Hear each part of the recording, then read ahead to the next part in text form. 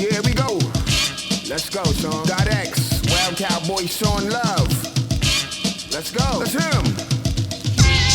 Yeah. 1, 2, 1, 2, 1, 2, 1, 2, 1, 2. This is what we came to do. What's that? 1, 2, 1, 2, 1, 2, 1, 2. We constant. Always on call. Shawn Lov and .X, baby. Here for all y'all. Record after record, verse after verse. With a flow and still make your moms reach deep in a person bias. We the flyers, you should clone and multiply. So your suckers get the gas face. I'm nice, nice, nice and high. Let's talk about how you first got into music, in hip hop specifically. It was a combination of two things. My dad had this house out in Ewing, and he had a studio like set up there. We had like the Tascam reel-to-reels. They were like the 1-inch reels, and I still I haven't set up my place down here the way I want it yet, because I just got in the building. But even this is one of the boards we used back in the day, and I still pull that every once in a while and run something through it. And he was recording commercials and all different types of music, man. And he had like a ton of rappers would be coming from the Trenton. We're in Trenton, but we're like on the outskirts in Ewing, so we're like right by Olden Avenue, like that goes into Trenton. And he'd have a ton of rappers from the city, like right at the late '80s, that were coming to record at our spot, and it was just amazing, man.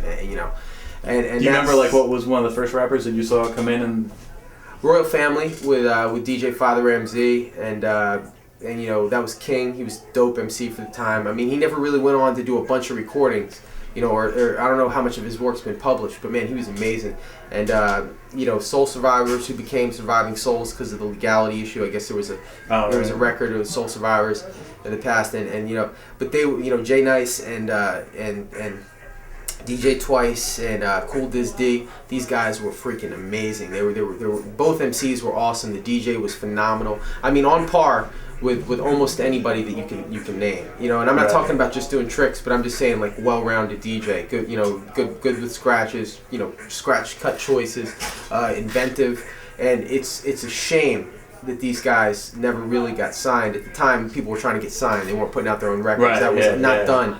And it's a shame that they didn't get signed, because I'm telling you, man, I believed in their records from the late 80s, early 90s more than I've believed in almost anybody else's records. Do you think part of that was because they're from New Jersey? Like, was it harder to get on if you're from New Jersey back then, or? No, I don't think it's because they were from Jersey, because at the time there was a lot of success in Jersey, man. I mean, a lot of influential MCs came from Jersey. It just happened to be North Jersey. Right, yeah. And Trenton being like Central Jersey, I mean, there was definitely some phenomenal talent, but the connections to New York, the proximity to New York wasn't there, and the crews that were established with the labels at the time, just they didn't exist in Trenton. Everything at one time, and anybody will tell you that was there for the time. I think between like maybe '89 and like at least '93, '94, any record that came out of Trenton basically had to go through Tony D. And what had been established with him and PRT and Poor Rich's Teachers Records. And that was the channel. I mean, so unless you're from Newark and you're dealing with the Flavor Unit 45 King, there wasn't a whole lot of other options for an artist. They're shopping demos, they're trying to get on, and that was the option. That was the path. There wasn't like shopping demos or start my own Master P label or something. It was just shopping demos, because people were still thinking. I don't remember the name. Was it Raymond Earl? He was the other guy who had a studio in the Trenton area, Raymond Earl, and he would record like some of the other records.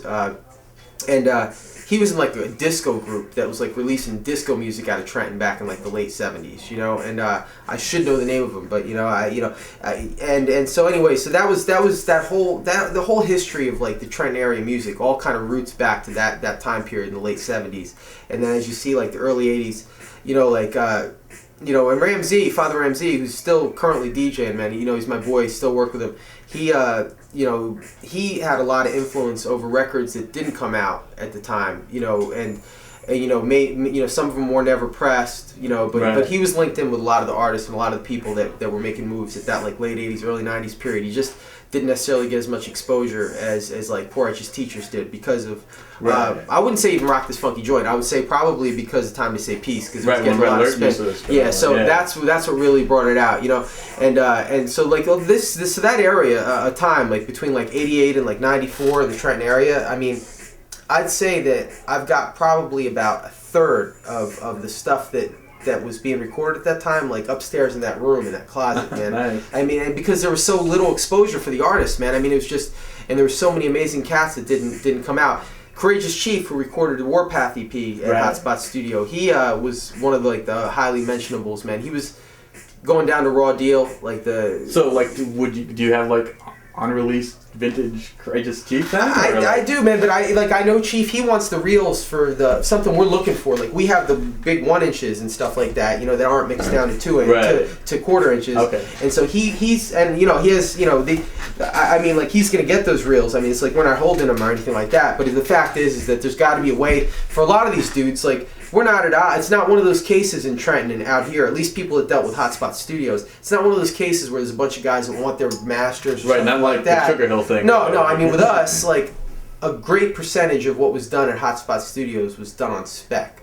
Because, I'm Shawn, but I'm the father of Ed Livernoche, who had, the belief in all these guys and, really took them on and spent hours and hours of time in his 30s, in his studio recording these guys for free. I mean, like, that, my initial start, is really owed to my dad. And I'm telling you, those reels are still there, and it's not because we're holding them. It's because, honestly, not me, not my dad, not Courageous Chief, not the other guys I mentioned. None of us really have found or have really made the effort yet to get them down to a place where we can really drop them down to the right mixing equipment and get them mixed and mastered properly. You know what I mean? Yeah. So, we're all of us are on good terms. All of us that came up in that time period, And, so it'd be interesting to see if that ever happens. I mean, if you got reels of not just Courageous Chief, but like any of that kind of stuff, like, Shakespeare, I think you're talking about. Yeah.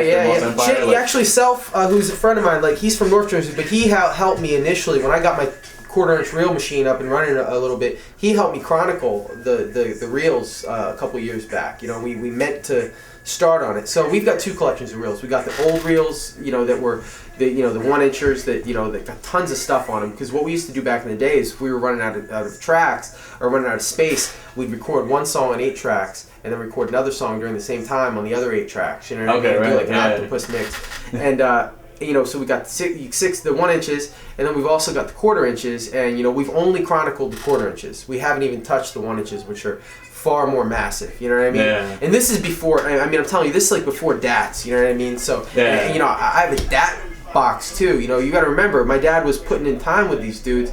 A whole bunch of different guys, and it's like that stuff resulted in a whole lot of material because he was doing it on spec. So these guys were coming in and like tweaking songs. When I went over some of the songs, there's like 8 to 10 versions of like one song. Oh, wow. And it's depressing because it's like, I know, and I'm not making fun of these dudes, with all due respect. I mean, it's like they spent so many time redoing this damn song, and it sounds, I can't figure out which version is different. You know what I mean? Yeah. And I know that there was a time when they went over this with a fine-tooth comb again and again and again and again and again. And the biggest crime of it all is the reel is sitting up there practically unusable. So, like, as opposed to like the 90s where people with someone like Courageous Chief, Shakespeare and the Lost Empire, like if you said, oh, you got unreleased tracks from them, like most people are like, well, who the hell are they? They weren't on a big label. I don't know them. I don't care. It's on and them. Now I think there's a big market. Like, there might be a market for it, but I think it's on them. Like I said, I think that particular group, them and Courageous Chief's EP Warpath, I believe those were both paid. I mean, it was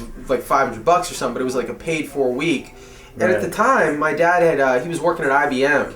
And, man, they gave him a severance package to get out of there because they were laying off people like crazy in IBM. And he took that opportunity to build that studio, like, in the late 80s, Okay, right. So this was, like, leading, in his mind, he was speculating that some of these artists were going to do well, so he was paying for their sessions or, eating the time. But then he had people that didn't want that. They wanted to own their masters, and they had a couple $100, so they would come to him. And I think Shakespeare and Chief were one of them. And I think that part of the reason why their EPs got made was because they had patrons of the arts that were out putting money into them, and they saw the projects through to the end and at least pressed them. You know what I mean? So they actually paid. Where a lot of the artists my dad spec'd at that time didn't end up seeing vinyl because they really were starting with nothing. A lot of these guys were kids. They were going to Trenton High. I mean, and a lot of these dudes didn't have dough to put into projects, and the biggest kick that they were getting, the biggest spec that they were getting was from my dad. You know what I mean? And it's not like he didn't want to do it. I don't want to paint that picture, but it's just like, there had to be an end to it. He didn't necessarily Right, have 'cause the he money can't to just- press everything. yeah. He didn't want to own a label. He was a recording guy. You know what I Right. mean? So